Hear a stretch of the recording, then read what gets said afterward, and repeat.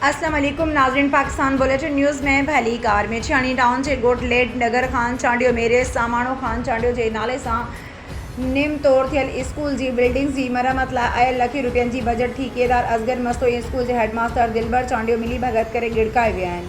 उन सिलसिले में मक़ामी रहवासियुनि ॿुधाईंदे चयो आहे त मज़कूरा स्कूल में न स्कूली ॿारनि खे का बुनियादी सहूलियत मिली आहे, न ई आयल लखे रुपया स्कूल जी बिल्डिंग जी मरम्मत ते ख़र्च थियनि था।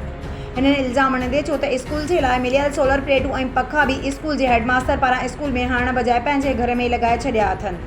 हिननि चयो त स्कूल जी मरम्मत न थियण जूं ख़बरूं मीडिया तोड़े सोशल मीडिया ते हलण बार ठेकेदार ऐं स्कूल जो हेडमास्टर मच्छर जी नुक़सान ॾियण जी धमकियुनि ते लही आया आहिनि।